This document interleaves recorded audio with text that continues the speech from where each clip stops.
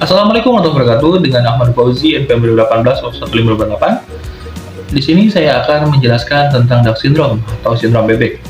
Nah, sindrom bebek dikemukakan pertama kali di Stanford University, Amerika Serikat, yaitu untuk menggambarkan persoalan pada para mahasiswanya. Nah, di sini tuh istilah sindrom bebek itu menganalogikan bahwa bebek yang berenang seolah-olah sangat tenang, namun kakinya berjuang agar tetap berada di atas air seperti itu. Nah, di sini tuh dikaitkan pada kondisi di mana seseorang sedang mengalami tekanan, namun terlihat baik-baik saja seperti itu. Nah, tekanan ini menyebabkan gangguan pada mental si orang tersebut, yaitu berupa tuntutan mendapatkan nilai bagus, yaitu untuk segera cepat lulus ataupun dituntut untuk segera hidup mapan. Nah, di sini tuh ekspektasi orang tua dan orang di sekitar tuh sangat mempengaruhi kemampuan intelijensi si orang tersebut yang mengalami Down syndrome ini. Nah, contohnya dari penyebab seseorang mengalami Down syndrome yaitu yang pertama adanya tuntutan akademik, yang kedua yaitu ekspektasi yang terlalu tinggi dari keluarga maupun teman, yang ketiga yaitu pola asuh helikopter, yang keempat yaitu pengaruh dari sosial media, yang kelima ada perfeksionis, yang keenam yaitu pernah mengalami peristiwa traumatik seperti kekerasan dalam rumah tangga, kekerasan fisik ataupun pelecehan seksual seperti itu. Nah, yang ketujuh yaitu ada self esteem yang sangat rendah. Nah, bagaimana sih cara agar mengatasi Down syndrome ini? Ya, yang pertama lakukan konseling dengan orang ahli atau konselor. Yang kedua, kenali kapasitas diri Anda agar bekerja sesuai dengan kemampuan. Nah, yang ketiga ini belajar untuk mencintai diri sendiri atau self-love. Yang keempat yaitu ada jalani gaya hidup yang sehat, tentunya rajin berolahraga dan rajin mengonsumsi vitamin agar badan segar bugar. Yang kelima yaitu luangkan waktu untuk melakukan me time atau relaksasi seperti itu guna mengurangi stres. Nah, yang keenam itu ada ubah pola pikir menjadi lebih positif. Jangan terlalu banyak overthinking dan jangan terlalu banyak negative thinking seperti itu. Dan yang terakhir yaitu jauhi sosial media untuk beberapa waktu seperti itu. Nah, di sini tuh saya mendapatkan klien teman saya yaitu dengan nama samaran R. Dia berasal dari Karawang. Nah, dia ini wanita dan belum menikah seperti itu. Masih umuran kita di usia 22 seperti itu. Nah, di sini tuh klien memiliki masalah yaitu ketika kecil selalu dipaksa untuk mendapatkan nilai yang sangat tinggi atau selalu berprestasi, dan kebiasaan itu tersebut berlanjut hingga ke dunia perkuliahan sekarang. Nah, di mana orang tuanya ini sangat menuntut dia untuk mendapatkan nilai yang tinggi, berprestasi dan selalu perfect dalam menjalankan pendidikannya seperti itu. Nah, walaupun orang tuanya menuntut dia agar selalu berprestasi, namun si klien ini tidak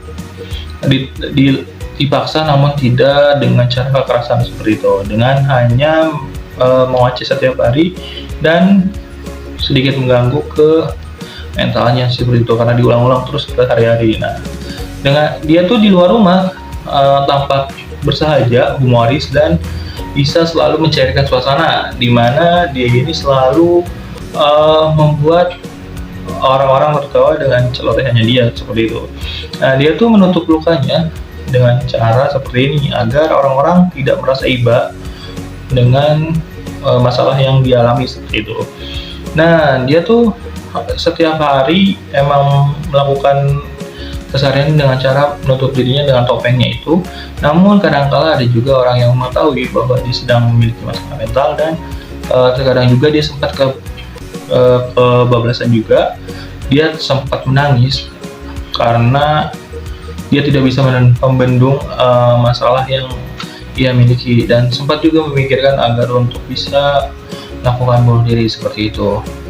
Nah, di sini permasalahan yang sering muncul oleh klien itu ya seperti tadi, permasalahan klien yang susah dikontrol itu dia sering susah mengontrol dirinya, terkadang waktu kesedihannya, namun malah berujung menangis dan membuat teman di sekelilingnya merasakan keberadaan dia seakan emang memiliki masalah yang tidak terbendung lagi seperti itu.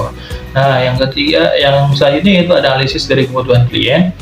Klien membutuhkan cara agar bisa menenangkan diri dan bisa membuat orang tuanya tersadarkan dan agar tidak membuatnya semakin tertekan seperti itu. Nah, selanjutnya potensi yang bisa dikembangkan dari seorang klien ini, apabila dia terus-terusan seperti ini, maka dia harus diarahkan ke kegiatan positif dengan cara belajar menenangkan diri seperti mengajar atau membuat kelas untuk anak kecil agar dia bisa mendapatkan teman bermain. Yang kedua, mengikuti event untuk berpartisipasi menjadi panitia agar bisa memiliki banyak teman. Yang ketiga itu bermuhasabah diri atau rajin beribadah agar menenangkan dirinya seperti itu. Dan yang keempat, yang terakhir itu liburan atau bermain bersama teman juga, bahkan mungkin dengan keluarganya juga agar bisa saling tahu atau saling akrab dengan keluarganya seperti itu. Nah, di sini layanan BK yang dapat diberikan yaitu dengan cara memberikan layanan konseling individu. Ya, baik individu. Nah, layanan individu ini memberikan beberapa tahapan. Yang pertama ada tahapan identifikasi dan eksplorasi, di mana memahami dirinya dengan keadaannya. Tahap ini dibantu untuk melihat dirinya dari berbagai perspektif yang ada seperti itu. Selanjutnya itu menata keyakinannya yang irasional, yaitu pada dasarnya merubah keyakinan yang irasional seperti itu. Dan yang ketiga yaitu perbandingan identitas, di mana mengeksplorasi dirinya secara menyeluruh serta membandingkan dirinya dengan asli. Dan selanjutnya itu menghentikan pikiran yang negatif, yaitu dengan cara memberikan sugesti-sugesti dan memberikan arahan pada yang lebih baik lagi seperti itu. Nah, terakhir yaitu ada layanan mediasi, yaitu dilaksanakan oleh konselor terhadap dua pihak atau lebih dengan saling menemukan kecocokan atau ketidakcocokan itu menjadi mereka yang saya berhadapan, bertentangan dan permusuhan. Pihak-pihak yang berhadapan itu jauh dari rasa damai, bahkan mungkin berhak saling menghancurkan. Nah, maksudnya itu di sini kita mendekatkan si klien dengan si orang tuanya untuk saling mengobrol dan terus terang satu sama lain agar bisa saling mengungkapkan isi hatinya seperti itu. Nah, baik, untuk kesimpulannya di presentasi hari ini, yaitu ketika seseorang menutupi lukanya dengan keceriaan, jangan sesekali mengganggu dia dan biarkan saja. Karena ketika kita berada di posisi itu, belum tentu kita bisa bertahan dengan luka yang sangat mendalam. Ya, orang mengalami masalah dark syndrome ini yaitu orang yang menghadapi masalah seperti bebek yang sedang berenang, namun sangat tenang, tapi kakinya berjuang keras agar tubuhnya bisa tetap berada di atas permukaan air. Seperti itu. Nah, ingat lagi bahwa di mana kondisi ini ketika kita memiliki masalah, walaupun kita seberat apapun masalah kita, tetapi kita harus bisa menutupi ketika kita berada di luar atau menutupi masalah tersebut dengan senyuman ataupun dengan kekuatan kita seperti itu. Dan sekian dari saya, mohon maaf bila ada salah dan perbuatan. Assalamualaikum warahmatullahi wabarakatuh. Terima kasih.